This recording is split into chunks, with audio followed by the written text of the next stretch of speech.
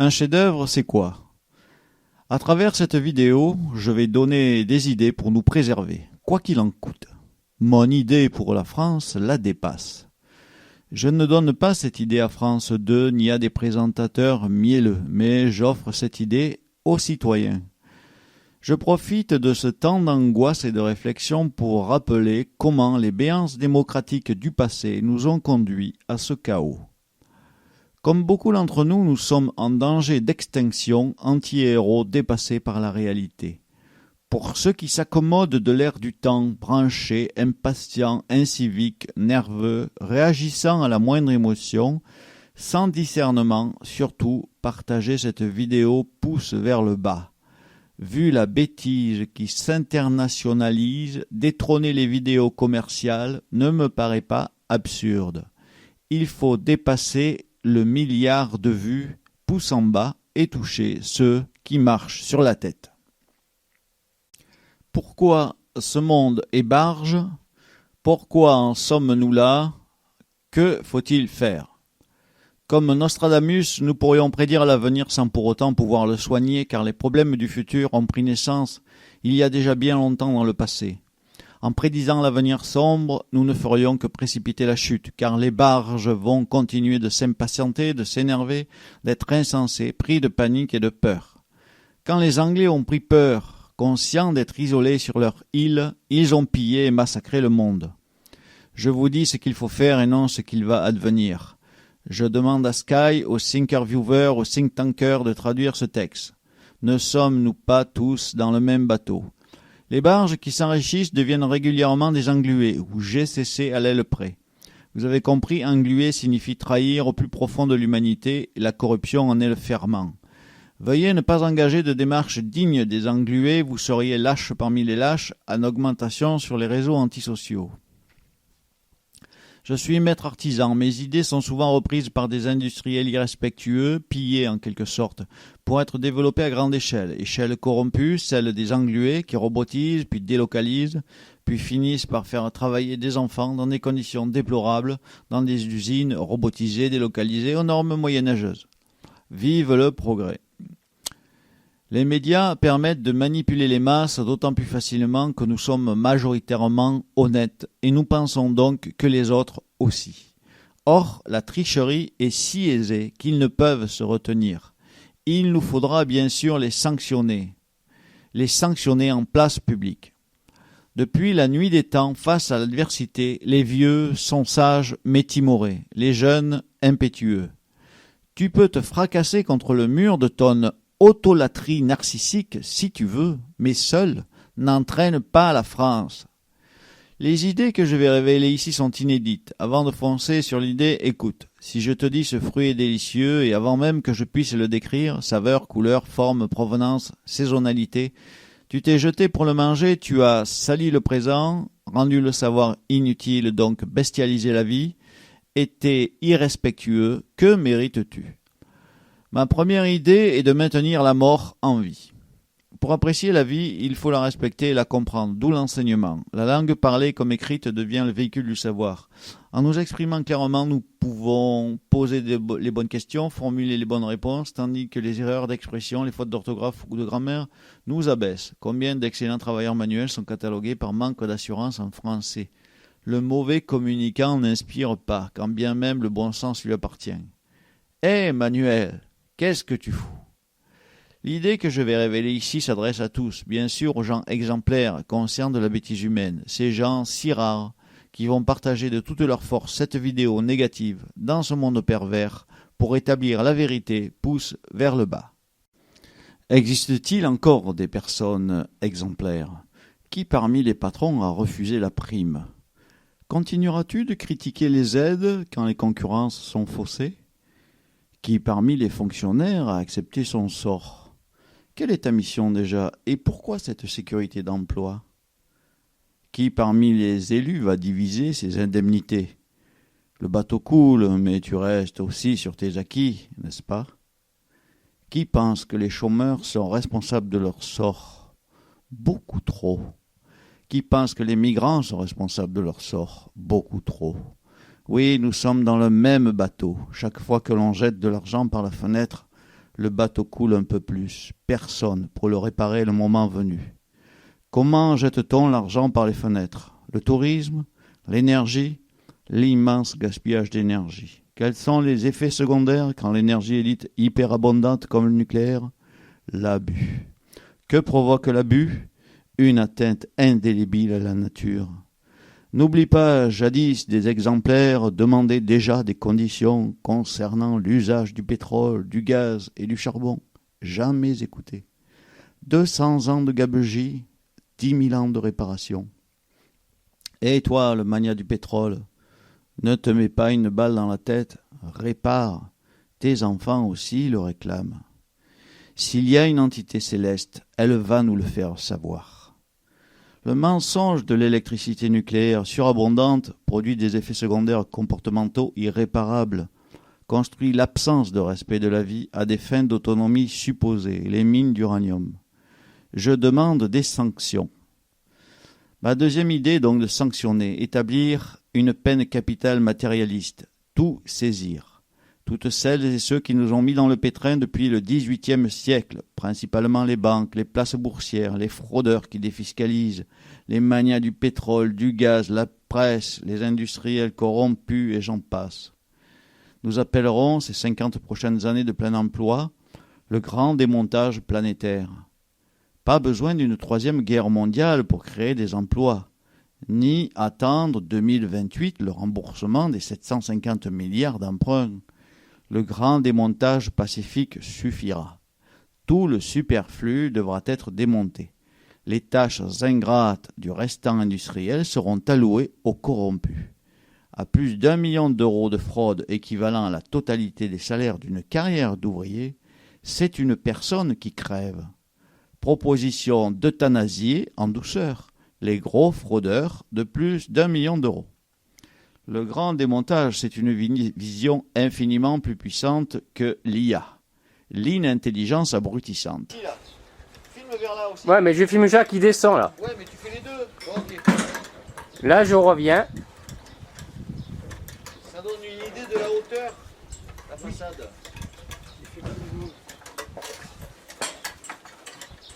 Bon, tu fais pareil pour moi. C'est un peu sombre ton bordel. Hein. Ça fait rien. Ça fait rien. Filme.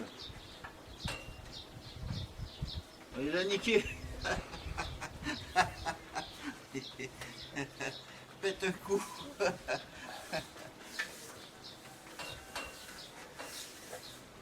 Non mais c'est... Tu comprends? Parce que tout ça, c'est pour sauver l'humanité. Non, c'est pour sauver l'artisanat. Sauver l'humanité. Il y aura toujours des censeurs humains, donc parfaitement corruptibles. Il va falloir tout démonter pour rendre la terre au végétal. La principale innovation sera la transformation du CO2 en oxygène. Avant la fin de l'ère des avions, les nouveaux avions brûleront du CO2 par aspiration et déposeront du CO dans leur réservoir, gazeux ou solide. À l'arrivée, le CO sera entreposé en nappe souterraine. Tous les gros engins seront équipés du système qui contribuera au grand démontage. Aucune innovation qui nuirait aux équilibres ne sera plus acceptée. Mais comment faire respecter la règle? La règle sera gravée sur des matériaux naturels indestructibles dans le temps. Les alphabets et les dessins explicatifs seront gravés dans les grottes, dans la roche ou sur des stèles immenses, reproduisant et précisant les erreurs du passé à ne plus commettre. Et enfin, pour amorcer le début de la fin de cette inhumanité, introduire le virus de l'infécondité plutôt que celui du rhume 2020. Quand on gaspille les énergies fossiles extrêmement précieuses stockées dans le sol depuis des millénaires pour le tourisme débridé, le transport inconditionnel de marchandises et les aberrations à la Musk, Bezos, Branson, on peut être certain que la fin approche, que la malédiction nous guette. Quels sont les effets secondaires accentués par l'abondance de l'énergie? Le tourisme outrancier, le pillage de masse, le commerce lointain exacerbé, l'esclavage moderne, l'étalage de luxure illuminée, une totale désinvolture irresponsable. Un maçon, fleuron de l'ignominie, vend aux pauvres des pays riches pour enrichir les esclavagistes des pays pauvres. Musk et compagnie dilapident l'argent volé aux pauvres en s'amusant dans l'espace. Continuons de fermer les yeux lâchement pendant l'émergence des monstres du pillage et ne craignons pas que les banlieues s'enflamment, attisant toutes les braises du passé. Ah, ça souffle. On va terminer la façade ouest.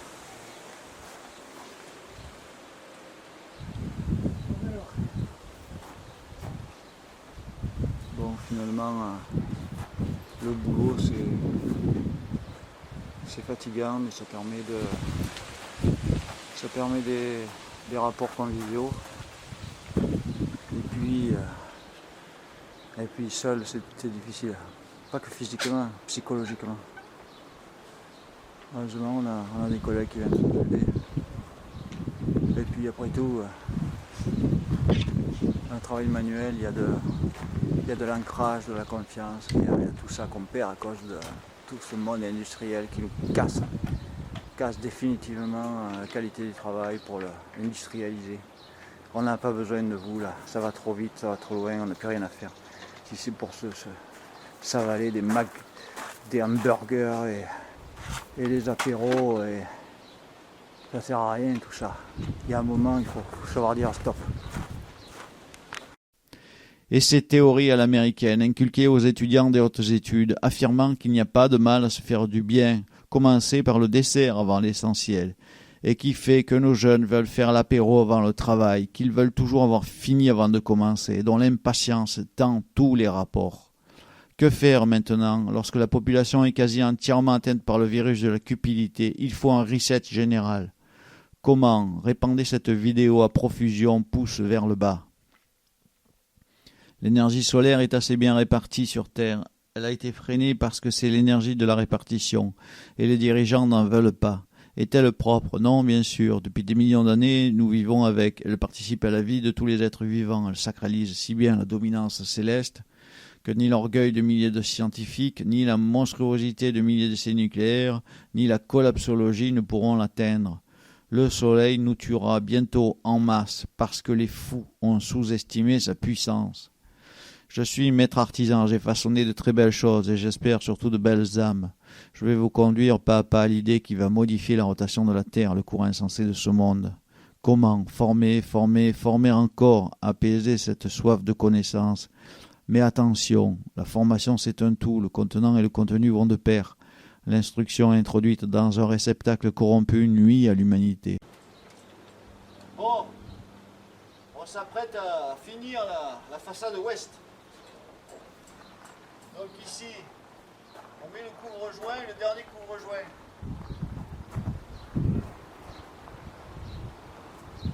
De l'isolation par l'extérieur. Ah, c'est pas simple de travailler sur un échafaudage. Oh. Voilà.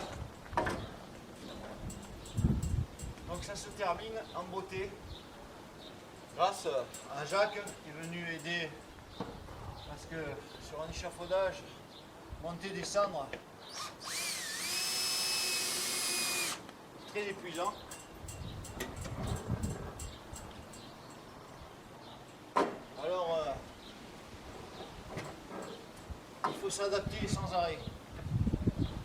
S'adapter, quelle que soit la qualité du bâti, c'est jamais forcément très de niveau, donc c'est une isolation par l'extérieur avec un bardage. Après tout, faire un beau bardage, c'est pas plus mal. Voilà l'idée. Et donc je suis artisan, j'étais, et on a eu un peu de temps libre à cause de cette histoire là.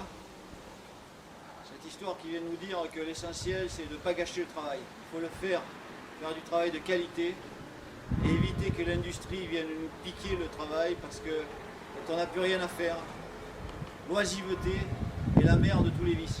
Merci. Pourquoi les enfants doivent absolument être préservés de toutes les épreuves inhumaines jeux vidéo et réseaux antisociaux compris. Ils sont le réceptacle. Une fois abîmé, tout sera orienté, probablement déshumanisé. On ne philosophe pas avec ça, on ne tergiverse pas. Le Christ lui-même l'affirme. Pourquoi tout est quasi ennuyeux pour les jeunes? Ils n'ont plus la volonté, la force nécessaire au début de l'ouvrage, et l'insouciance n'est plus permise. L'échec est devenu intolérable, hyper risqué, hyper dangereux. La sécurité précède tout enseignement de fond. Sans parler de sécurité, en formant un jeune, celui-ci va faire prendre des risques à son équipe. Au final, il se nuit à lui-même. Impossible de se pardonner une faute absolument évitable. Si le contenant n'est pas nettoyé de la cupidité, le stagiaire va toujours vouloir faire mieux en prenant des risques, en faisant prendre des risques démesurés à son équipe pour atteindre son but, se glorifier, flatter son ego, inscrit dans une compétition avilissante. Accident du travail, vie brisée, coût à la société, nivellement vers le bas. Pour bien entendre, il faut des oreilles saines, savoir se concentrer. Et pour cela, être en bonne santé et de bonne humeur. La nourriture est à l'origine de la bonne santé. On peut se faciliter la vie et donc préserver pour un temps sa santé en mécanisant les tâches difficiles, en introduisant dans les cultures des produits chimiques pour lutter contre les insectes et les mauvaises herbes. Mais quels sont les effets secondaires? Dévastateurs. Un enfant instruit hier prétendait qu'un produit chimique n'était autre qu'un produit provenant de la nature, donc naturel. Un enfant intelligent disait qu'on ne trouve pas ce produit en l'état. Les concentrations immenses et les associations de molécules artificielles provoqueront d'énormes dégâts. Dégâts difficilement imputables à la vraie cause, puisque différés dans le temps. L'enfant instruit gagne sur l'enfant intelligent, car il boit les paroles d'enseignants partiaux, fous, corrompus, cupides, achetés, et souvent eux-mêmes ignorants de leur manque d'intelligence. Mais qui peut prétendre ne pas être corrompu? Quand as-tu craché dans la soupe? Quand? Les exemplaires sont-ils assez nombreux? N'oublie pas, partage cette vidéo, pouce vers le bas et touchons le plus grand nombre sur tous les barges. En l'absence d'études sérieuses, impartiales, le rapport bénéfice-risque est toujours positif. La farine est belle et produit de bons gâteaux. En ajoutant du sucre et quelques substances dont les enfants raffolent, le tour est joué. Rouler dans la farine, c'est corrompre. Une chaîne sans fin. À court terme, pas de problème. Qu'en est-il à moyen et long terme? Contenant corrompu, tout ce qui entrera sera corrompu, fabriquant des enfants rois, obèses, insultants. Dans le bâtiment, c'est pire. Les effets secondaires du changement perpétuel de matériaux, l'innovation et l'obsolescence programmée rendent le recul expérimental impossible. Alors que les constructeurs de cathédrales choisissaient des essences et des qualités de bois avec un immense savoir, étudier les forces telluriques, les champs vibratoires qui améliorent aussi la santé des occupants, nous construisons en zone inondable. Nous isolons avec des matériaux recyclables, jamais recyclés. Nous multiplions des ondes pénétrantes nocives et commandons des objets connectés inutiles. Voilà les effets secondaires de la corruption, de l'empressement, du manque de sagesse. La santé peut être altérée à très court terme, en quelques secondes, électrocution, empoisonnement, irradiation, par des actions invisibles à l'œil nu, dont les effets sont réels, palpables, définitifs. Mais que dire des empoisonnements à petite dose, de l'amiante, des cancers, des maladies dégénératives, de Parkinson, des maladies chroniques, qui ne se soignent jamais? Le principe de précaution ne doit pas être érigé pour freiner les économies locales saines, les concurrences loyales, mais surtout pour analyser les conséquences de produits malsains qui ne respectent pas nos propres exigences. Les produits provenant des États-Unis transportent l'ultracapitalisme, conséquence l'esclavage, et ceux venant de l'Asie, la dictature, conséquence l'esclavage. La concentration des humains comme des animaux les rend plus vulnérables. Les élevages intensifs, les marchandises et les touristes désinvoltes vont empoisonner nos existences, et n'oubliez pas de partager cette vidéo pouce vers le bas. Le but étant d'attiser la réflexion. Les animaux d'élevage sont clafés d'antibiotiques. Et pourtant, les épizooties les déciment, l'industrie les extermine, car trop contagieux, trop affaiblis pour résister. De véritables massacres, porcs que les nasos. Lorsqu'un perturbateur endocrinien nanométrique vient nous endommager le cerveau suite à l'absorption d'un fruit hautement traité, nous n'en mourrons pas rapidement, mais la maladie de Parkinson est intraitable à l'heure actuelle, va briser notre vie et celle de nos proches. Alors, que vaut le bénéfice-risque? Bénéfice à court terme pour les uns et maladie incurable pour les autres. Un barge me disait « le bio c'est plus cher », ce à quoi je répondais « et ta santé ne vaut rien ?» Oui, vous êtes des barges quand vous critiquez celles et ceux qui respectent la vie en produisant sainement grâce à leur courage et leur sueur. Demandez pardon d'avoir été si bien égaré par cette nouvelle religion, la science corrompue. Comment faire pour sortir de ce cercle vicieux, de cette malédiction? Eh bien, tout réside dans l'effort.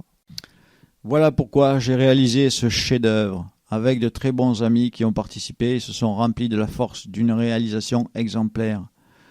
Pourquoi doit-on faire avant de parler? Parce que l'expérience est irremplaçable d'enseignement. Quand tu auras désherbé plusieurs fois à la main, sans intrants phytosanitaires toxiques, tu comprendras pourquoi les prix augmentent. Quand tu retrouveras la forme, tu diras merci et tu pourras lutter contre les déviances du commerce qui font que tous les bio ne se valent pas. Si tu n'as jamais fait ce travail, partage cette vidéo, tu es simplement un peu niais, peut-être écrasé par l'instruction viciée. Alors, participe au changement qui t'aidera à comprendre, partage. L'éducation nationale est un pilier de la République. Dans notre pays, la France, comme dans bien d'autres, elle fonctionne main dans la main avec les opportunités d'emploi. Les têtes pensantes, les cerveaux sans emploi deviennent destructeurs. Le modèle s'écroule et trop d'enseignants sont coupables, sauf les exemplaires, bien sûr, et certainement beaucoup de ceux qui sont dans les placards ou ceux qui supportent impuissants leurs 30 ados hurleurs. Le système est coupable de ne pas dénoncer les progrès technologique sans conscience, corrompu. Il admet la technologie corruptrice dans les salles de cours, les smartphones. Des gamins qui visionnent des vidéos et des publicités et ne savent même pas se servir de l'ordinateur offert par la société. Gaspillage, inique, irresponsable. Les gens qui agissent, les lanceurs d'alerte, sont souvent des indépendants qui ne sont pas pieds et poings liés par une économie, un système. Même muselés, les indépendants dénoncent la triche sans craindre d'être exclus, car déjà à moitié libres. Il est préférable d'être individuellement responsable et autonome pour être solidaire d'un projet collectif, car sans intéressement corrupteur, que de prétendre être solidaire, de jouer collectif d'un système totalement égoïste. Les retraités d'un temps que les moins de 20 ans ne peuvent pas connaître. Ces privilégiés d'entreprise qui ont pillé et continuent de piller le monde. Quand Boeing ou Airbus vendent ses avions en échange d'un partenariat commercial négocié entre États, il trahit et appauvrit les pauvres des pays riches et enrichit les riches des pays pauvres. Combien t'en veux? 10? Oui, mais en échange tu laisses entrer 1 million de mes pauvres en fermant les yeux. Une bonne concurrence déloyale pour les pauvres. Combien de centrales? 2? 10 milliards pour ma boîte et mes ingés. Super, CEA, Carevac, Oranoc. Mais en échange, j'aimerais fourguer mes chaussures.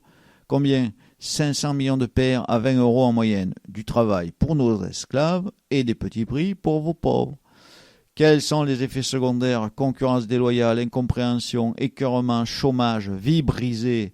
Toutes ces haines qui se multiplient ne pourront jamais être compensées par le bien qui ne parvient qu'à s'additionner. Tu auras beau aider une personne, si elle a été échaudée, il faudra du temps pour reconquérir sa confiance, tandis que pour exacerber sa haine, très facile, en montrant une injustice de plus dans les réseaux de l'inintelligence artificielle. Mon idée pour la France, sans QR code, sans une étiquette de plus, consiste à demander aux hackers indépendants de pondre une appli universelle. Sa valeur vaudra un accord de paix, suivant les transactions plusieurs milliards. Elle calculera à l'instant T la valeur d'un objet en fonction de son impact social, environnemental et économique, l'équivalent empreinte écologique. Combien d'arbres as-tu planté? Combien d'impôts sur les bénéfices payes-tu? Combien de tes machines ont mis à la rue les salariés sans plans sociaux? Combien gagnent les dirigeants proportionnellement aux salariés? Combien donnes-tu à tes actionnaires? Des centaines de questions, de critères pondérés et des sanctions en pourcentage. Je prends ta merde par habitude pendant encore 1 an. Ensuite, le barème fixera la taxe que j'infligerai à ton produit sur mon marché pour assainir le marché. Aucun commerce avec les États qui refusent. C'est moi, un maître artisan, qui dirigerai les opérations, et pas ces geeks qui ne savent que creuser le fossé entre les générations tant ils sont déconnectés du réel, grignotés par les modes. Maintenant, j'espère pouvoir dire, sans heurter les idées reçues, que la laine de roche a un pouvoir isolant supérieur à la laine de verre, surtout en été. Nos industriels affectionnent ce qu'ils savent faire, comme Saint-Gobain, Roxpicky et compagnie. De même que les polystyrènes sont parfaitement toxiques, la ouate de cellulose permet de distribuer des magazines publicitaires à outrance et déculpabilise puisque recyclés. Mensonge si bien introduit dans nos têtes qui ne demande qu'à fermer les yeux. La vérité, c'est que c'est de la merde industrielle. J'ai isolé les combles avec de la laine de bois, excellent, j'ai stocké du CO2 et je ne m'intoxique pas, au contraire. Ensuite, par manque d'argent, j'ai caché de la laine de roche derrière un joli bardage en isolation extérieure. En réalité, la laine de chanvre que j'ai utilisée par endroits est incomparablement plus vertueuse, très agréable à poser, faisant travailler des petits producteurs, prochainement locaux. Matière hyper saine, d'une hygiène incomparable, sans ajout toxique, naturellement imputrescible. Voilà ce qu'il faut faire, de petites unités de production locales, du travail agréable, plein de bon sens, en symbiose avec le milieu naturel, respectueux de la vie. Et tant pis si le prix est un peu supérieur, je ne partirai pas, bêtement, au bout du monde, en vacances, pour amener le selfie de la mort que j'engendre et la pollution que je génère. Ce n'est pas parce que la technologie me l'autorise que je serai assez barge pour le faire. En attendant, nous pouvons souhaiter que les gros englués s'engluent et s'anéantissent en croisant les bras. Moi, j'ai décidé de penser global et d'agir local. Mes propositions de loi. Il faut maintenir la mort en vie, c'est-à-dire légiférer. Euthanasie passive au bout de 21 jours dans le coma en état végétatif, sans espoir. Ou 21 jours d'une maladie de fin de vie incurable qui maintient en état de légume total. Pas d'acharnement thérapeutique dans les services publics sur le dos de la société. Un groupe de citoyens équivalent juré d'assises, renouvelable tous les ans, pour délibérer sur les personnes seules ou mal accompagnées. On ne tue pas sans avoir vérifié la vérité. De plus, proposer le suicide assisté aux gros fraudeurs maladifs. Ils tuent beaucoup plus que les psychopathes des faits divers. Concernant la fraude, 75% des sommes recueillies vont dans l'escarcelle sociale au prorata des métiers impactés. Exemple, 100 000 t-shirts de contrefaçon saisis, tous les biens des fraudeurs réquisitionnés. 75% des sommes doivent être distribuées aux victimes collatérales. Un coup de pouce à définir. Exemple, 10 millions à distribuer. On envoie 2 timbres postaux offerts au secteur de la vente de fringues. 100 millions à redistribuer. Un ticket d'achat responsable valeur 10 € d'alimentation en boutique bio. Des lois intelligentes, ça existe. Comme en période de Covid, on n'attend pas la révolte. C'est en direct qu'il faut agir. Ça ne passe pas par un budget qui finira par servir les pires industriels au bras long, à nouveau produisant d'énormes retards. Concernant le climat au sens large, pour instaurer une réelle solidarité entre les meilleurs, il faut tout revoir. Chaque fois qu'un expert parle sur les plateaux télé, il faut qu'un panneau d'information signale ses revenus et ses liens d'intérêt. Il faut que des journalistes indépendants vérifient et que des avocats indépendants sanctionnent les chaînes en cas de fraude et de corruption, très fortement, de manière à définitivement décourager ces pratiques désastreuses. Je suis disposé à préparer le chantier. Les causes indirectes, supprimer toute aide pour le 3e enfant et faire payer pour le 4e à la communauté citoyenne ce droit d'empiéter sur l'espace vital de chacun. Démolir gratuitement toute habitation en zone hyper risquée en contrepartie de la plantation de 1000 arbres d'essences variées appropriées au sol. Qui veut m'aider pour faire avancer ces idées ? Quand un artisan digne de ce nom veut installer un système, un chauffe-eau solaire qui défraye la chronique, il l'installe d'abord chez lui, puis au bout d'un temps de fonctionnement, 1 année, il se lance. Et les consommateurs de refuser systématiquement tant ils sont manipulés par les lobbies de la concurrence, la censure et les réseaux corrompus, trop souvent réellement grugés par des tchapakans. Aucun ne voit pourtant plus loin que le bout de son nez. En achetant un chauffe-eau thermodynamique qui consomme beaucoup d'électricité, provenant de Chine, non seulement ils exportent l'esclavage dont ils ne voudraient pas pour leurs enfants, ils polluent directement et indirectement le transport et les fluides frigorigènes hyper néfastes au réchauffement climatique, mais en plus, il nous prive du bon sens qui ferait travailler nos travailleurs français. Ma contribution à l'amélioration de la santé globale, elle est là, devant tes yeux. En gagnant 2 degrés de fraîcheur, je n'installe pas de climatiseur hyper polluant, hyper égoïste, cette merde industrielle qui augmente la chaleur pour le voisinage, aggrave le réchauffement climatique mondial et tue des pauvres gens, même si exceptionnellement cela peut être utile. Il est temps de revoir notre confort, nos déplacements. Il est temps de revoir le confort des uns sur le dos des autres et de faire payer le prix fort aux utilisations non vitales. Il est temps de resacraliser la nature. Manuel, il faut mieux te payer pour que tu puisses bien t'occuper de ton jardin, et de jardin en jardin, de proche en proche, la nature nous remerciera.